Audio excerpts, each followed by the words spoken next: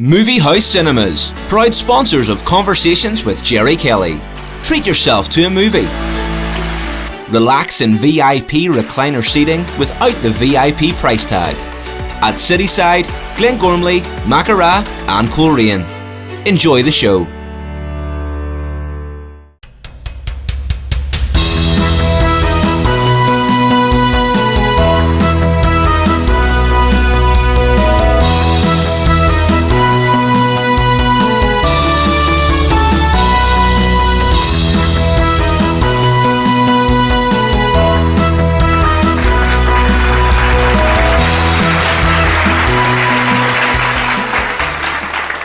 Good evening and welcome to Conversations with me, Gerry Kelly. One of the most successful comedians ever to come out of Northern Ireland is my guest tonight. A massive star for over 4 decades. He's had his own primetime television shows, his own national radio shows, and his own sold-out summer shows throughout the UK. His name is James Mulgrew, and he comes from Cookstown. Never heard of him, I hear you say? Well, you have. Probably not by that name. But if I say, come here, there's more. It can only be one person. Will you please welcome the brilliant Jimmy Cricket? Thank you, Jimmy. Welcome home, Jimmy. Welcome home. Pleasure. Jimmy, if there's anybody who could be described as an overnight success, you're not that person. Your rise to fame has been long and arduous at times, hasn't it? All I can say is it was a long sleep, Gerry. It was a long sleep. There was a lot of jobs. I mean, you mentioned Cookstown, really, which was lovely. That's where I was born, everybody. But I was actually physically born in Belfast because the mammy had to go to, I think it was the Mater Hospital, Probably. to have me, right? And then at the ripe old age of 2 years of age, the whole family, caboot, 3 older brothers, a sister, we headed to Belfast, Laganeel. We had a convenience store, a shop in Laganeel. So from the age of 2, I sort of... Yeah, but take you back to Denniskill. Your dad was an undertaker? Yes. Taxi driver? What else was he? Auctioneer. Auctioneer? Yeah. On the pub? Yeah. And Gerry, just last month I went home to Cookstown. I did a little book signing, for my autobiography, everybody. And in PJ Sheehy's. And there was a photographer, freelance, from the, I think it's the Mid-Ulster Observer. And he showed me this advert for my father's undertaking business from 1946, Frank Mulgrew. And then he said, there's more. He showed me another from 1926, which was my dad's father. Your grandfather. You see, what happened, my father sent over for a Rolls Royce in England and he got it made into a hearse. Right. Now, my dad was full of banter. And there was a lot of interfaith banter. And I remember he was showing them the hearse and he said, and there won't be a Protestant buried in it. And one of his Protestant chums says, in that case, Frank, I hope you're always busy. And he used to, because when I was there last month, I went to this castle called the Killymoon Castle, where this American division, 82nd Armoured, in D-Day, these were the Yanks that dropped. Well, my dad used to run them back and forth. See, petrol was rationed then. Of course. So my dad would run them back and forth into the Cookstown itself. And I remember one time he was coming home from a funeral and there was 3 American soldiers thumbing a lift. He said, yeah, get in the back. And when they got to the destination, they got out and one said, hey, Mick, that was a bumpy ride. He said, you're the first one to get out of there that's complaining. When he came to Belfast, though, he didn't have that business. No, it was a totally different business, and I'm not sure if it was the right move to make, in that just after the war, everything was rationed. So there wasn't a lot of money about. But I still have fond memories, of the shop. I used to get the tram to school in Ardoyne, Butler Street. The mammy used to give me like a Mars bar, a little chocolate, give me a hug, and I'd wave up. Every time I see Meet Me in St. Louis, and bang, bang, bang, with the tram. I keep thinking of the tram. Only it's not Judy Garland's boyfriend. It's my mammy with a Mars bar running after the tram. You were the youngest of 5. Your dad died what age were you when your dad I was died? 8. We just moved. What had happened, obviously it didn't work, the shop, so we moved over to Andersonstown, Yeah. Riverdale Park East. My niece Una still lives in that house with her partner Anne. And we moved, and it wasn't long after that he left us, and it was a big thing really, because nobody had got to know him. He was a character in Cookstown, obviously, for all the things he did. But he wasn't that well known in Belfast, yeah. No. Yeah. But I mean, it left your mother. There were 5 of you all together. You were the youngest. She was amazing, Philomena. She was amazing. The first thing she did was get a job in the Lucozade factory in Andersonstown. So she would get up in the morning, like do the washing, then do 8 hours and come back and do the iron. I can't believe when I look back with my mommy, she was a pure working mum, you know, everybody. And when you think back, the hours she did, Gerry. And 5 of you to look after. Oh, I know. It could not have been easy. I know. You went off to, amazing. you were talking about your school day, you went off to Barnegia. And you left Barnegia with no qualifications whatsoever. Well, I remember coming home once when we were in Riverdale, and I said to my father, I said, Dad, I'm no good at arithmetic. He said, don't worry, son, that makes 3 of us. And then I remember saying to him once, Dad, I said, Dad, do all fairy tales start with once upon a time? He said, oh, no, son. Sometimes they start with whenever I'm elected. And then I remember one day I was doing my English essay, and I said, Dad, I'm stumped. I don't know which is the proper word.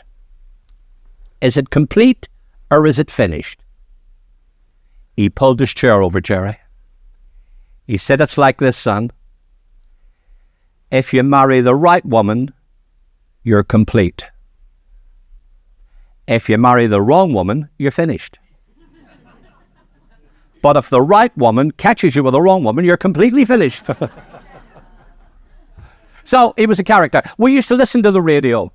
The radio was unbelievable then in the shop. We'd hear all these wonderful radio comics coming over, and there'd be one called Rejection, and he would say, he had this catchphrase. He'd say, I'm pearly. I'm proper pearly. I went to the doctor.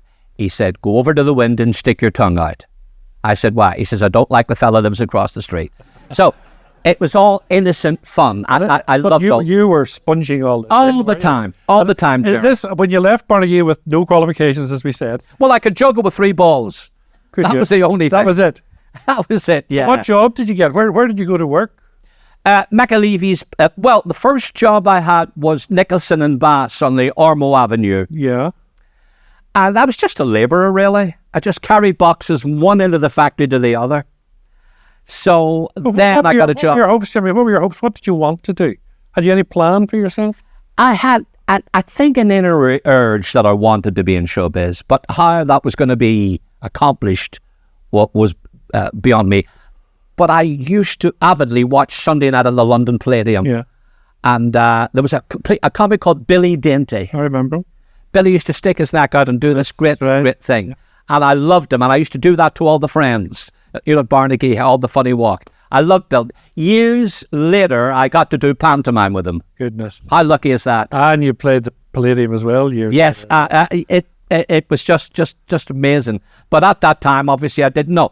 Then McAlevy's Bookies was I got a job writing chalking board. For the horses? Yeah, the horses. I remember one day a fella ran in and he went up to one of the boys, one of the clerks, and he said, I've just backed up that. And he said, you backed a 5-1 winner? He said, no. I've just backed that. He said, you backed a 50-1 winner? He said, no. I've just backed a 50. He said, listen, here. There's a £5. Go and have a cup of tea, relax, and then come back and tell me. So as he's coming out, I'm on the board. He said, he's a strange bookmaker, that fella. He's just given me a £5 and I backed a 5-ton lorry into his Rolls Royce. So, now this is what you want. They want the jokes, Gerry. He wants the jokes, don't you? Your first foray into show business was not through comedy. The Plaza Ballroom were having a competition, were they not? Yes. A talent show. Yes, and we used to hang around Lundy's Corner. Lundy's, it became the Palm Grove. It's there on Andersonstown next to Fruit Hill Park.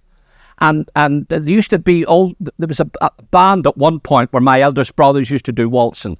It was that time, late 50s, early 60s, when the explosion, Elvis, rock and roll. And of course, I would get up and do Mick Jagger because Mick was so funny to do, wasn't he? So the boys all used to say, look, I think it was Fergie Woods, one of my best chums. He said, look at this advert. I found a leaflet down in the plaza because the plaza was a big thing then, in the afternoon jiving sessions, everything. And he said, if you can do a good impression of PJ Probury, you can win £5. So they all got excited. I said, well, what does he do? Because I knew Mick Jagger and I knew Elvis, with the thing, but I wasn't sure. And then Ed Corr would say, oh, he wears a bow. My sister will get you one. And then somebody else, Brendan O'Gorman, would say, oh, we had a frilly shirt. So they got me rigged out. We got on the bus, went down to the plaza and did because they actually said the judge is going to be a DJ all the way from England called Mad Mike. Right. Now, there wasn't a lot of opposition. There was one guy who rippled his muscles, but I did it for laughs. And I did practice, to keep in the lip sync. Yeah, let's cut the cord. Did you win? Yes. Ooh, you did win. And we all went back in the bus, and I went into Lundy's. They call them coffee houses now, Milk Bar, Cafe. And I went right up to the owner. Pat Matassi became the owner, him and Gloria. I said, Mr. Matassi, put 500 grand. Knickerbocker glories for everybody. What a celebration. When did you go to England? What age were you when you thought, I'll have a go at England? Well, before that, there was a little bridge before that, Gerry, and my brother Brian had been with his partner Gabriel, and they went to Butlins Mosney. Yeah. And Brian came home to me. I'd never been to Butlins, and he said, look, here's a job where you'll compare to make an agent of yourself. You keep getting the sack from the factories and the board markers and the bookies. Your heart's not in it. This is ideal for you. And literally, with my brother's visualization of what that job was, although not having set foot in a Butlin camp, I wrote to the head office, and then about 6 weeks later, they said, come and have an interview at the International Hotel in Belfast. Yeah. I don't know if it's still here. It's not there. It's not there. But the building's there. And these two men were sitting there, but I did it like an audition. I came in bounce. I thought, if I'm going to make people happy in Butlins, I might as well start with the two people interviewing me. Yeah. So through that, I got the job in Mosney. But that was only one season, wasn't it? Well, yes, but the thing about Mosney was they had a big theatre. So it was 26 miles from Dublin. I encountered a problem I never thought I would have had when I got there, in that I had a very broad Belfast accent and never been out of the town, really, except for a few things. So most of them were from the Free State, nearly all the campers. So I had a job, really, in the first few weeks. Yeah. So I did a bit of visual humour and I worked that round. But through that, Gerry, I was able to get the Butlins holiday camp in Clacton. Yes. And different camps, and then play there. So that gave me a foothold through the door. But it shows you the way times changed for comedy, Gerry. In Butlins holiday camp, they had a theatre, 3,000-seater with an orchestra, and they had a red coat show every week. There was a big sign up, and it said, blue material. We don't want it, the parents don't like it, and the kids don't get it. Brilliant. That was for every comic would have to read that before they went on. And is that where you got the basis of you eventually becoming Jimmy Cricket? Because your comedy is as clean as the snow. I always have a bath before I have it. No, yes, yeah, it didn't fit my silly character. I mean, you would never want to see Tommy Cooper doing a blue joke. No. So it fits, but it fits rightly. I'm glad that I was able, Yeah. When you went to England, let's take you over to England. You were 21 years of age at the time or something. Yeah, I'd hit 21 when I made my first... right. And how difficult was it then? What were you doing? How were you making your money? Well, my brother John said, you're going to go to England now. I was on my own. I'll get the boat, the Hessian boat. He said, there's an address in London. Everybody seemed to want to go to London. They'd forgot about Liverpool or Manchester. Yeah, London was the spot. It seemed to be the thing that you jumped You got to Heysham, got the train, went straight down to London. So he said, here's so-and-so. He'll see, he's got works in a pub in New Cross. And if he's not there or he can't help you, then there's the Airy Centre in Camden Town where the nuns, right. Well, as it turns out, John's friend had enough problems of his own, and I realised that if I would be a burden. So then I get the underground, and negotiate the underground train to Camden Town, and the nuns were wonderful. They were amazing. You know, they take you in, said, "Oh, your time for tea time," and I'm just great. I'm whistling the sound of music, and this is great. And but there, sitting down there, there's a fella from Belfast, and he said, "I'm going to Leeds tomorrow. Do you want to come with me?"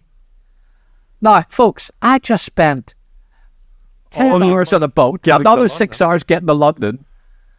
Don't ask me why. I've put it in the book. I tried to figure out why. Maybe it was because it was a friend with the same accent, or maybe it didn't, you know. So next thing, we're thumbing a lift back up to Leeds. And it was there where this guy, then he had a family and he moved, so I was left on my own again. I got digs and I got a job in a jam factory. Moorhouse's jam factory, to take me up to Christmas because I was getting very, very homesick, Gerry. I'm on my own, you know. Yeah. And so that got me up, and then I came home, met everybody. Were you doing any gigs at all? Yes. What had happened? I got up and did a place called the Commercial Club in the middle of Leeds, and I died a death. And the keyboard said, "Look," he said, "you need to slow down." You know, he said, your material isn't bad, but you need to do that. And then I thought, and this is a crazy notion, everybody, while I was working the jam factory, I thought, I'll take an American accent. I'll get an American accent and I'll come out slow. I'll get a booking. And that's what I did. I got this character called Gurney Punch, American, and the guy would say, "Here he is all the way." I'd come out and I'd say, I'd talk about a poor childhood. You know, I'd say, it was so tough where I come from in America. The kids played tiddlywinks with manhole covers. And I would do but I was starting to get laughs because it was slow. So you weren't Jimmy Cricket at this stage? No, still Jimmy Mulgrew. You were still Jimmy Mulgrew. Yeah. You came home, you talk about your homesickness. I talked earlier, Jimmy, about the amount of jobs that you had. Yeah. When you come home at one stage, you got a job at the Ideal Home Exhibition at King's Hall.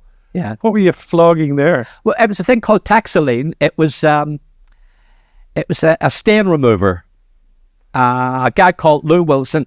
What he did, he got a glass and he put some iodine in it, and then we always wore a white shirt. So he would take a little dab of it and he'd rub all this iodine and it would be a big stain. So everybody said, "How's he going to get it off?" And then he'd go, "Before I do that, it's very good on carpet as well." So he'd show you how you clean it on carpet. And at the very end, he said, "This stuff is amazing. Look at this." And he'd put a spoonful into, and the iodine would all melt into the powder. And then he would rub it on my shirt and in his shirt, and it would take the stain away. So that was the first. So you were selling these things? These things. Yeah, he said, "Come with me round the all over England, Scotland, Wales." With Ideal Home Exhibitions. What else did you sell? Yeah. What else did you sell? Then I was in Bournemouth because I used to go to a lot of the seaside resorts then. I had a friend who was a blue coat with me in Pontins, and I went down to see him. But again, I knew I had to get a job, so I got a job in the kitchen, and then I became a waiter. And I went into a store called Plumbers, and a guy who I knew from the exhibitions called John Kilgariff, he had this multi-muley grater. And you put a disc in and it can grate cheese. And then another one that would shred carrots. And then one that chopped cucumbers. And he said, "Jimmy, this is much, much better than a cleaning liquid. Because when people see the grub in the air," and I did that for a couple of years, and that was a wonderful... These are the jobs you had to do, Jimmy, all to sustain your ambition to be a comedian. Yeah. See, if you hadn't got the strength that you had, a lot of people would have given it up. Because 3 times you applied for opportunity knocks. 3 times you were turned away. Yeah. Twice you did New Faces. Twice you were turned away. Yeah. Someone else might say, "Somebody's telling me something here. This is not for me." Yeah. What kept you going? Well, divine inspiration, really. I used to sit down and pray, really, Christian prayer, and I'd got these books. There's some wonderful books. Dr. Norman Vincent Peale, The Power of Positive Thinking. There's another one by Napoleon Hill and Clement Stone called Success Through a Positive Mental Attitude, and they give you self-motivators. Anything is worth having, is worth working for. Success can be achieved. Success is rare because perseverance is rare. I keep my mind on the things I want and off the things I don't want. A winner never quits and a quitter never wins. I would repeat these to myself. These motivate. Oh yeah. Because when you turn up at a car park in a club, you know, some of them are very hard. And I wanted to turn around, but I thought, no, I'm going to go and face them. And I would these, you know, through prayer and through these. And I've mentioned them in the book. All those titles of the books that helped me, everybody, are in this book. Because of people, young people, because here we are in this wonderful college where they're all learning and their futures are there. But if they read these inspirational books, I can pretty much promise that they'll overcome their problems and have success in life. The other big inspiration you had was when you were working as a blue coat in Pontins and Clacton, and there was a young lady called May Tweedy. Yeah. One of three sisters came across from Belfast. Yeah. And you met up, and that meeting changed your life, did it not? Well, Jimmy, the answer to that is yes. You married her. well, I was going to say the Tweedy sisters were from Dundonald, and they'd come over to work in Pontins holiday camp in Morecambe, because I'd taken the red coat off and I put the blue coat on. And this was in Morecambe, and they were waitresses, and I used to hear them talking when I went on my way to the various things. And of course, obviously, you headed off. People from home, they talk the same. And I find myself falling more in love. But the thing about the girls, Gerry, was Margaret and May had learned to sing in harmony. All those nights in Dundonald with their brother Carson on the guitar. And when they were actually waitresses, but once they'd finished tidying up, they used to get up in a place called the Sundowner Bar. And they did these wonderful, like Buddy Holly, There You Go, Everly Brothers, Walk Right Back. And they used to, not only did the staff love them, but the holiday makers loved them. Yeah. So I hatched a plan that we'd hook up and we'd go to Manchester, because lots of the clubs were in Manchester. There was three places that had working men's clubs in the 70s. Manchester, South Wales, and the northeast of England with all the Geordies. So, and the girls got work right away. You know, it wasn't a hard sell with them. And did that, it helped you, obviously. What do you put down looking back? What was the big breakthrough, really, for you? Was it Search for a Star? If you're talking television, yeah, I mean, you learn your act. I always wanted to have an original style, Gerry. And I liken it to the Glenn Miller story. If you've seen the James Stewart movie, yeah. He's always looking for that sound. And then, of course, he gets it by accident. That was it. I was looking for a way of style, looking, you know. And you thought a pair of Wellington boots, a funny hat, short dress. They came with the personality, with the style was to come here, the more the actual type of material. And then I always wanted to be visual. I'm a physical comic, you see. And that seemed to lend itself to the type of material I was doing. Yeah. Did Search for a Star, did that? Yes, the Search for a Star was the first one, because the whole thing is, when you're a blue-coated Pontins, the big thing is to come back as the cabaret. So after 4 or 5 years, I came back doing the visiting cabaret. Brilliant. And there was a talent scout called Bill Heddersley. You see, Search for a Star was different. It was nothing like the X Factor, these things, right? Yes, with the judging. I think it's an overworked formula, quite frankly, in TV judging. And this Britain's Got Talent thing. Now, my son-in-law, he's lovely. He actually puts acts on it, so we don't mention it in the house. But Search for a Star was different, because the actual goal was to go out and see acts who had learnt their trade and give them a break to a wider audience. David Bell was the head of Light Entertainment. Michael Grade was the overall controller. So they would send scouts out to see you in your habitat. And that's how I got on Search for a Star. Jimmy, what you've achieved in your life has been phenomenal. It's been outstanding. Like, you've had your own national television shows, 4 series of those. You have your radio shows. You sold out wherever you went across the country. Looking back on it, it's been a remarkable career, has it not? Especially when everything was so clean and so family orientated. I do put that down to my Christian faith, Gerry. Really? Yeah. Oh, yeah.